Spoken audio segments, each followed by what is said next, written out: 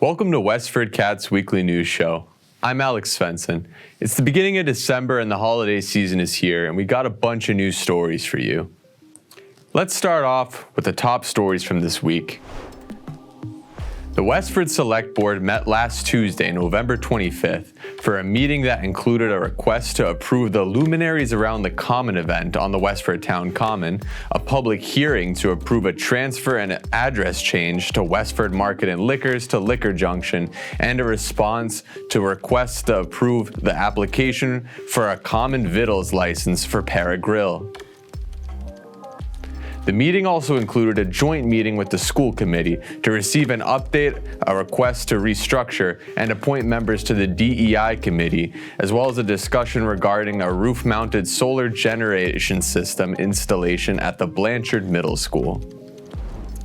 The meeting opened with the Select Board congratulating Lieutenant Andrew Anderson, who will be retiring from the Westford Fire Department after 31 years of service. The board then approved Karen Anderson's request to hold the Luminaries Around the Common event on the Westford Town Common with a 5-0 vote. The board then went on to approve Katulan Manish Patel's request to approve a transfer and address change of Westford Market and Liquors to Liquor Junction, and approved Emra Arslan's application for a common vittles license for Para Grill, both with a 5-0 vote. The board also approved all annual liquor license renewals for 2026 with a 5-0 vote. During the joint meeting with the Westford School Committee, the board and school committee approved a motion to restructure the Westford DEI committee to 13 full members, 6 alternate members, 2 full student members, and 2 liaison non-voting members, with a 4-1 and 4-2 vote, respectively. The board and committee also approved a motion to appoint alternate members Catherine Creed and Lisa Kilpatrick to full members for terms expiring on June 30th, 2028, and alternate members Joanne Durr and Cynthia King to full members for terms expiring on June 30th, 2027, voting 5-0 and 6-0, respectively. A motion to appoint Andrea Puranar-Sweet and Pooja Krishnamurthy to alternate members for terms expiring June 30th, 2028, and Alyssa Dutonis and Catherine Bergner to alternate members for terms expiring June 30th, 2027 was also approved with a 5-0 vote and 6-0 vote, respectively. The board then approved the free 35-gallon cart and overflow bags for the Pay-As-You-Throw program and authorized the application of the Mass DEP PATE grant with a 5-0 vote.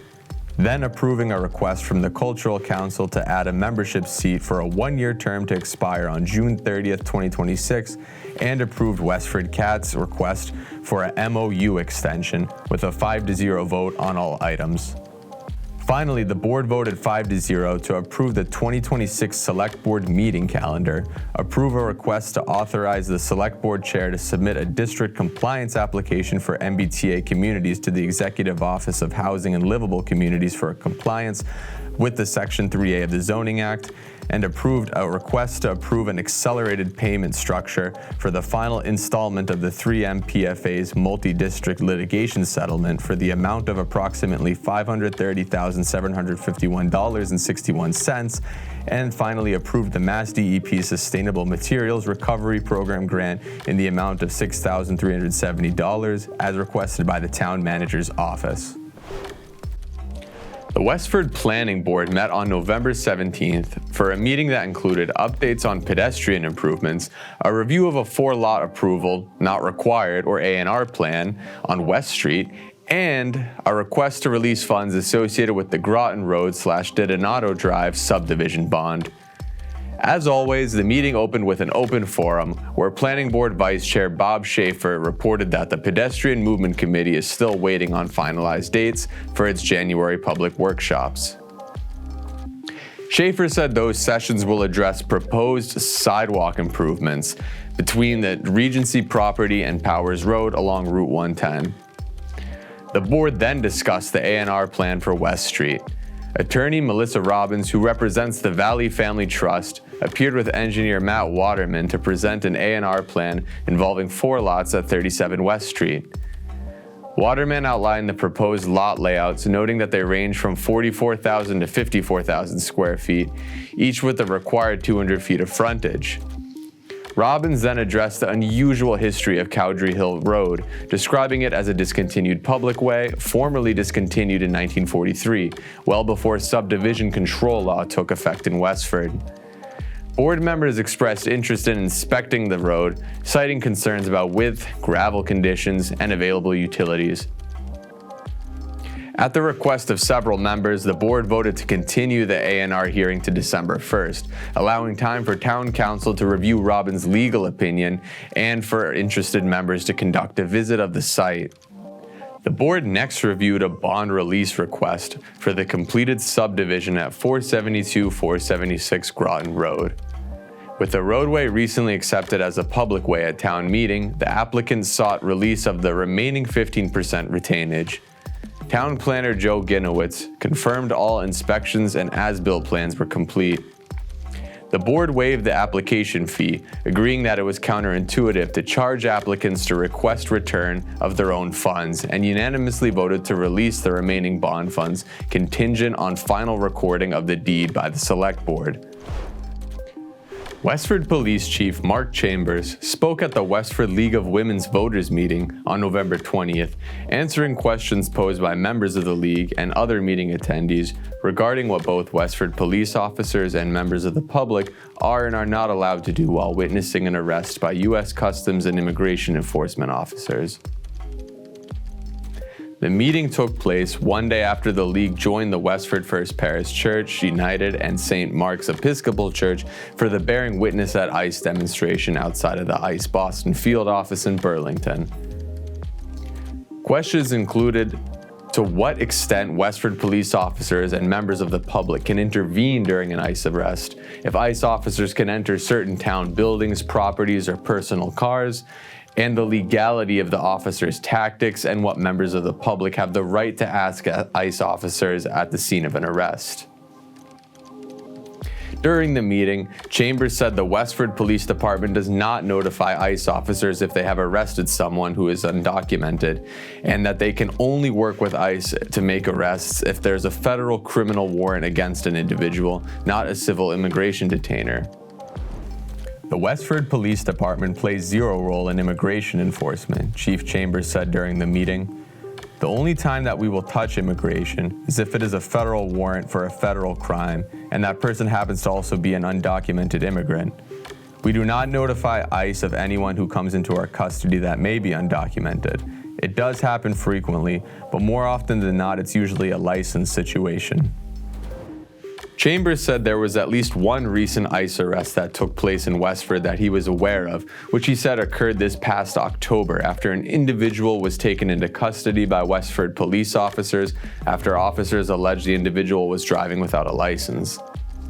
Chambers said the individual was later released from Westford police custody, but was then arrested by ICE officers outside of the Westford police headquarters after ICE officers had learned about the arrest.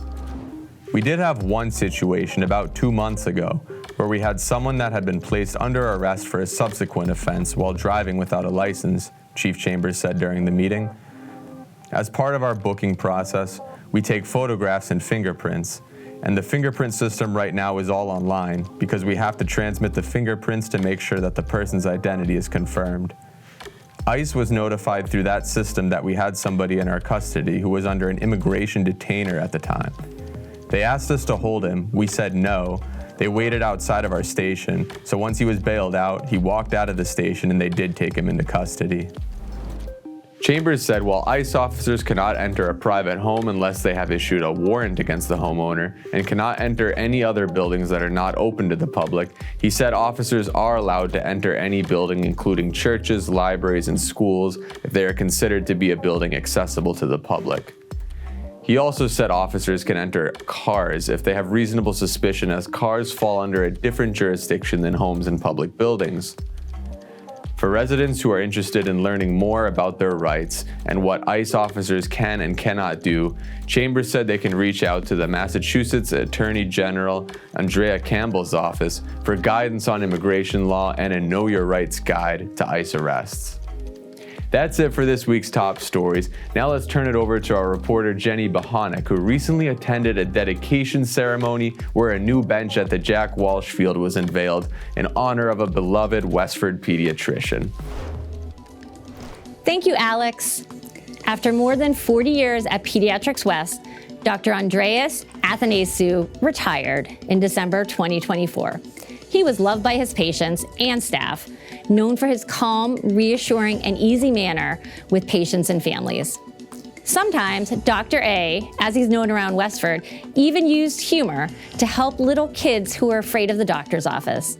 He once told a 3-year-old that he needed to take his pizza for a walk, which helped her to stop crying, and then allowed him to do a medical examination. In 1981, when Dr. A and his partner, Dr. David Watson, started Pediatrics West in Westford, there were no other pediatrician offices in town. They also played a role in bringing the Emerson Health Building on Littleton Road to Westford. That building today houses doctors' offices, physical therapy, mammogram services, and labs. At that time, they approached Emerson officials and told them that Westford was becoming an energetic town, and if Emerson built a new medical center, it would be used. That was in the mid-1990s.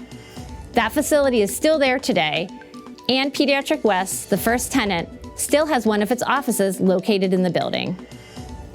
Pediatrics West has grown into a practice that includes 3 primary care offices and Allergy West.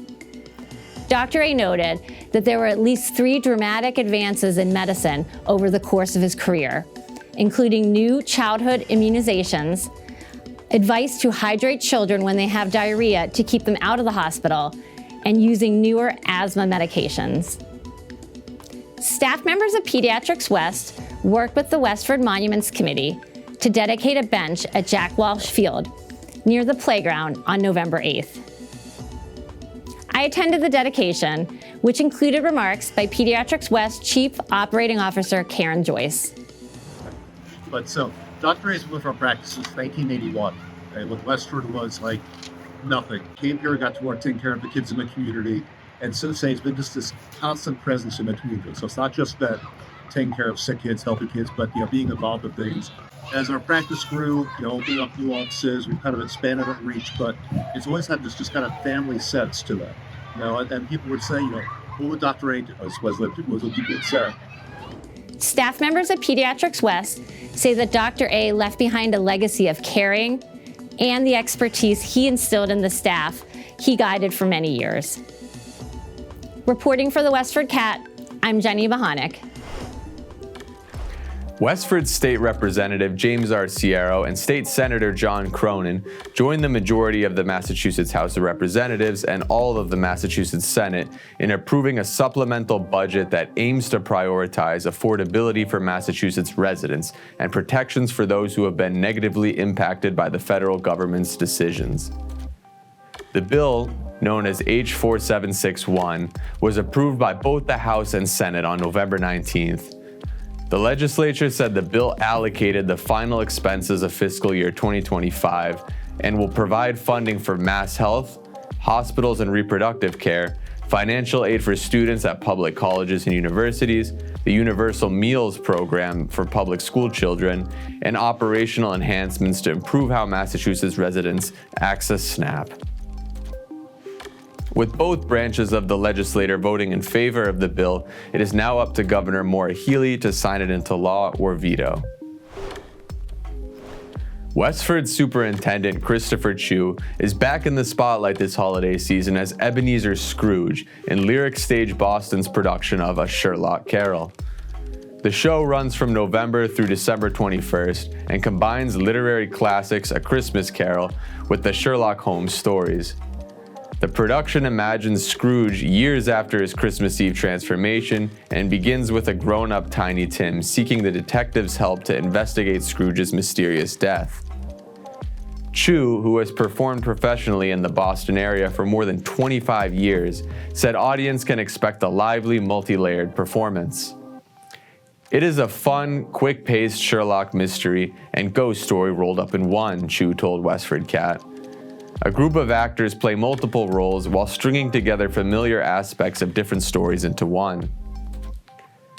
Chu has appeared in 15 to 20 lyric stage productions, including Sunday with the Park with George, Urinetown, the musical, Sweeney Todd, A Little Night Music, 1776, and the Spitfire Grill.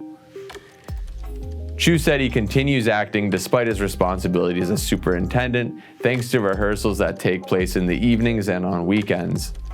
He says working in the arts helps him bring creativity and new perspectives to his leadership and education. Artists are constantly trying to look at things differently and consider different perspectives, Chu said. I believe my arts education has had a direct impact on who I am as an individual, an educator, and an instructional leader. Chu will return to the stage this spring in Speakeasy Stage Company's Swept Away. The Westford Police Department recently announced they are collecting new unwrapped toys for the Toys for Tots donation drive. The department said donations are available through Wednesday, December 10th. Donations can be dropped off in the lobby at 53 Main Street, and members of the public with questions can call 978-399-2345 or speak with a telecommunicator at the communications window to learn more. Starting December 1st, WestfordCAT will be hosting our own annual holiday auction through the end of the week.